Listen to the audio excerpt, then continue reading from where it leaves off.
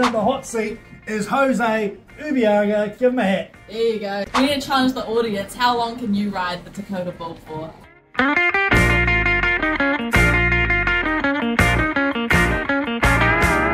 Both arms up. Hey, welcome back, folks. We're with Hotline. It's Courtenay Place. It's Friday afternoon with hot people, hot hats. And on the hot seat is José Ubiaga. Give him a hat. There you go.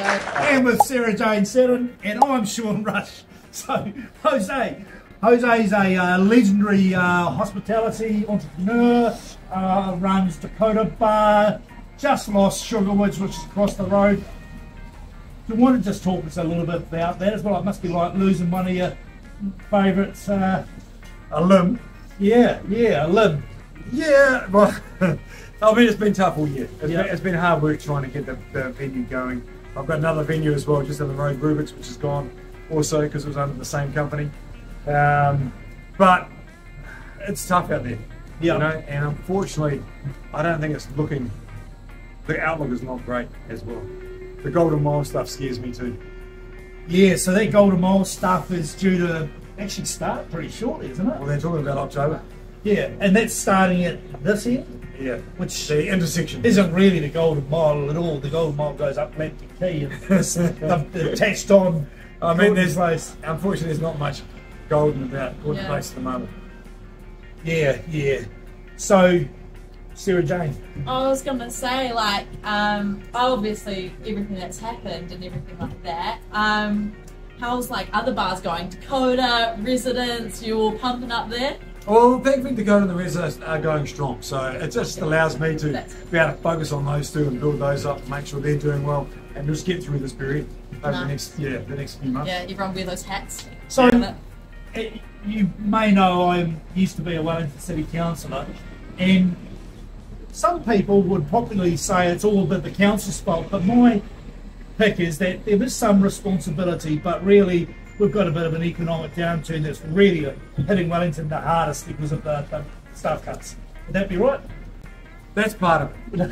It is the City Council's fault. Well, no. Those things are definitely happening. But the thing is, the nighttime economy, the late night economy is really important to Wellington. Yeah. You know, and it should be something the council should be jumping on board. Yeah. We could have the #1 party street in New Zealand. Yeah. You know, and this could be a massive asset for Wellington that the council don't have to pay for. If they just jump behind and started supporting the bars, they don't have to pay for anything. Yeah. They just got to help. They just got to be. They've got to make the process go a lot easier. Not increase the cost substantially, and just help us get our licenses, and the bar owners will do the rest. Yeah. You know. So if you could wave a magic wand, what would you do? I would allow bars to be able to trade like they want to trade. You know, stop putting restrictions on them. Allow them to trade at 4 AM. Let's own it. Let's have a great, safe late night economy.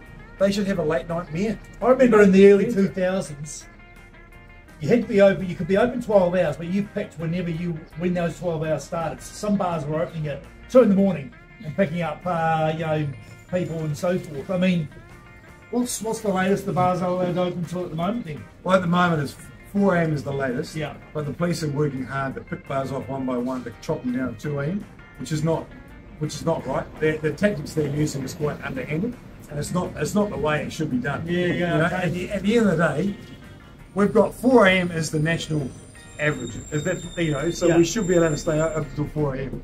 You know, I mean, 10 years ago, you know, Courtenay Place, it was humming. You know, the 7s, that was probably our golden era. Was Sarah Jane. Oh, well, honest, I was going to switch it up, but you can keep talking. You keep going. I'm going to switch it up in a second. Certainly, so I would, in the early 2000s, this was the place to be. I was in my, late 20s, early 30s. I'd come back from London, and it was just brilliant. But somewhere along the way, we sort of lost that, and I guess different licensing laws. Where do you think it started going a bit wrong? It's probably been the last 5 years, Yeah. I think, where it started to get quite tough. Where the police have had some mandate to come a lot harder and crack down on the bars. Yeah. Okay. And what about the Paniki Promise? That's part of the Wellington thing. And yes, Sarah Jane. I'll go with my question. I was gonna switch it up and go. Have you ever ridden the Dakota Bull, and how long is your personal best? What's your PB on that? Mine? Yep. personal best. Have you got a mechanical bull? No, there's a mechanical bull. You've got to try it, Sean. Well, I spent 2 years in Calgary, mate. Went to the rodeo and all that sort of thing. Well, it was my dream to have a mechanical bull actually at a function. Anyway, carry on. Have you ridden it? I've ridden it. 20, Personal best? About 20 seconds is probably my personal best. We need to challenge the audience. How long can you ride the Dakota bull for? We should go there now. After Right this. now? Let's go. Let's go ride the bull. Hands free. Hands free. Hands-free. Oh. Yeah, that's the best way to go. Okay, well, thanks very much for coming along and sharing your experiences with us. Hopefully, we're going to turn a corner soon.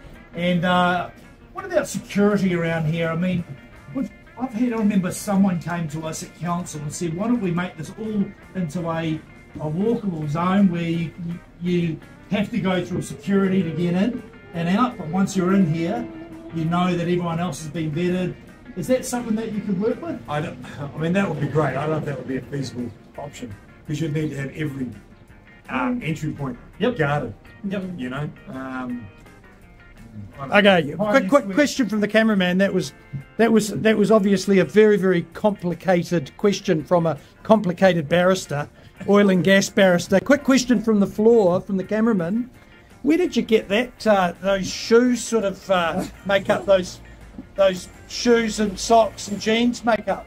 Well, I don't know. These shoes I got from Australia actually when I was on holiday last. Oh, mate, I can't remember where I got the watch from. Do you remember what day it is? Friday. It's Friday, right. All right, thanks everybody. Thank you, Graeme. Thank you very much. No worries. Cheers. Have a good weekend. You can't beat Wellington on a good day or even a bad day too. You can't beat Wellington, it's a cliche, but nonetheless it's true.